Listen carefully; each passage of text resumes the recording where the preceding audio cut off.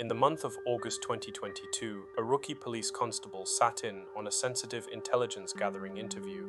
As she listened to an informant reveal locations of alleged illicit cookhouses, she wasn't planning an arrest. She was planning a message for her boyfriend, a patched member of the Killer Bees motorcycle gang. This documentary aims to present an honest and unfiltered account of the case surrounding former New Zealand police constable Summer Smith. Summer Moana Pearl Smith is believed to be born in either 1992 or 1993, as she was documented as being 32 years of age in October 2025. She joined the New Zealand Police in March 2022 after completing the 20-week training course at the Police College in Porirua before being scheduled to begin work in Auckland. Smith was a good recruit and got along well with her colleagues, but there was just one small problem. Smith was hiding the fact she was in a relationship with a gang member. The two had met on the Tinder dating app in 2021, before Smith had even applied to join the police. She was aware of his gang affiliation from the beginning and had entered into a secret sexual relationship, seeing him approximately once a month. Smith never disclosed this relationship at any point during her recruitment or training, despite all recruits being required to complete declaration forms, acknowledging that any untrue statements or suppressed information could result in their employment being terminated. And just 5 months into starting her new career, that undisclosed conflict of interest would escalate into criminal intent. While on duty in the month of August 2022, Constable Smith arrested an individual for what were described as minor traffic and theft offences. After relocating said individual to the police station, she then sat in on an intelligence gathering interview conducted by one of her colleagues. During the interview, the suspect disclosed highly sensitive information, including the addresses of properties in West Auckland he believed were being used to manufacture drugs.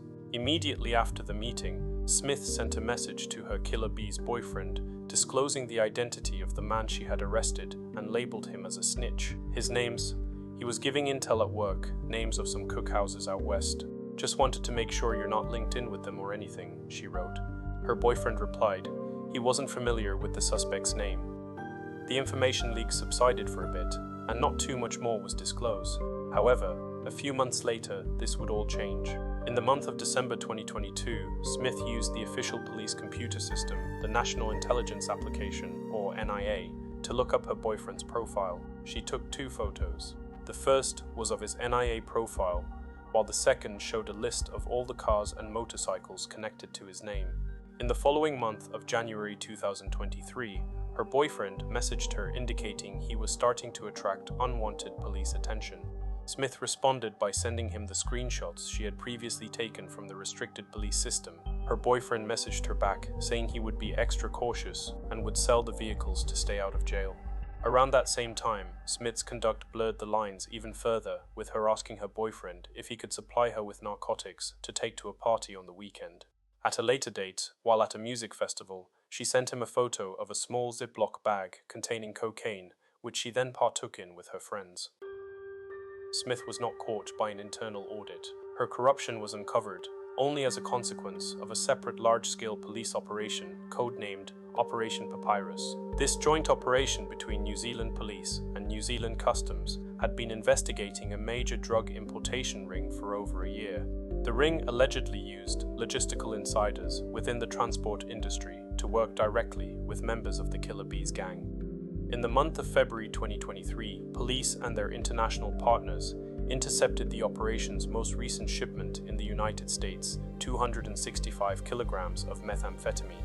The drugs, which Customs estimated had a street value of approximately $91 million, were seized before they could reach the shores of New Zealand. 2 months later, on April 18, 2023, Operation Papyrus teams executed warrants across Auckland, resulting in the arrests of 7 people. Among those arrested was Smith's boyfriend, who was charged with importation and distribution of methamphetamine, participating in an organized criminal group, and for laundering over $1 million in cold hard cash. As part of his arrest, police seized his phone, and when they analyzed its contents, they discovered the messages from Constable Summer Smith. The discovery of the messages triggered an internal investigation by the National Integrity Unit, and in the month of September 2023, detectives confronted Smith. Smith, caught red-handed, or in this case yellow-handed, confessed to everything.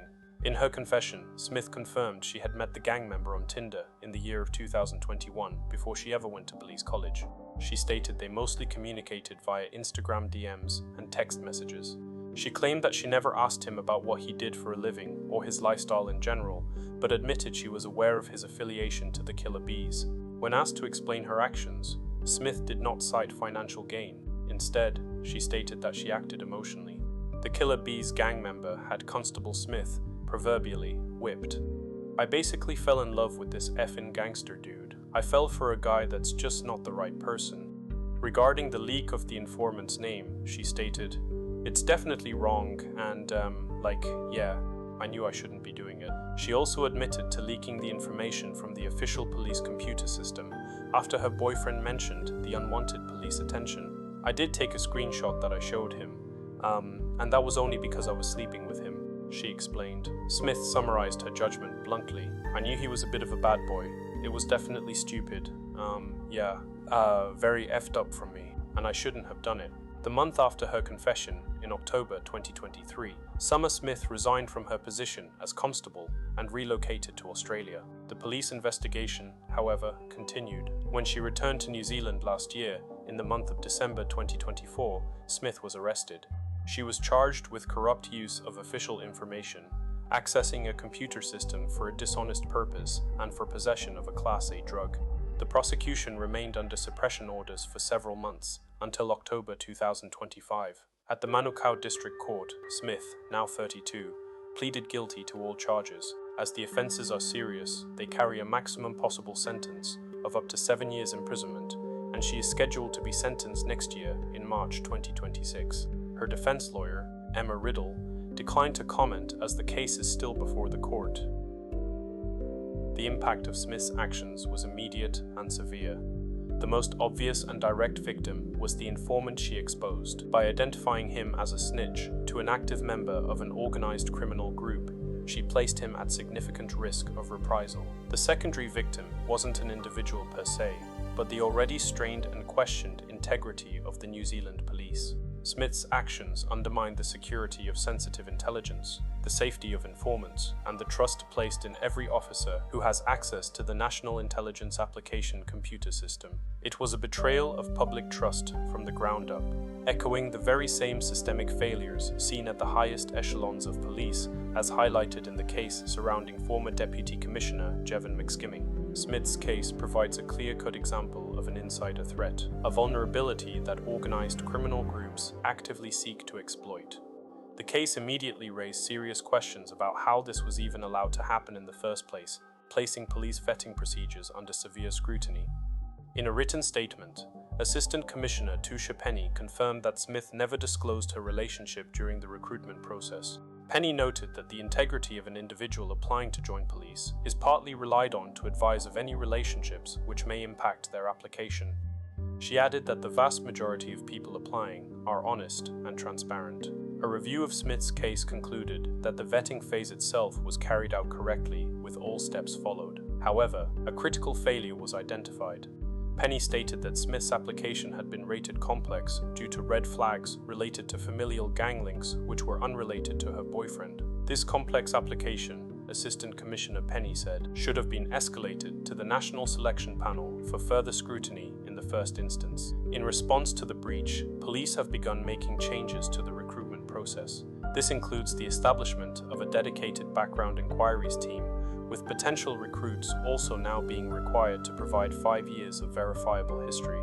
Assistant Commissioner Penny also noted that the National Integrity Unit now speaks to every recruit wing, helping staff identify risks to themselves and others, and encouraging them to speak with a supervisor if they believe they may be in a compromising situation.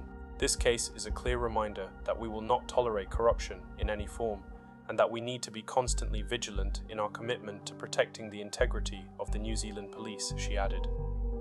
Smith's case does not exist in a vacuum. It highlights a vulnerability that experts warn is a growing threat to New Zealand's institutions. In June 2025, a ministerial advisory group warned Cabinet Minister Casey Costello that New Zealand was naive to the threat of organised crime.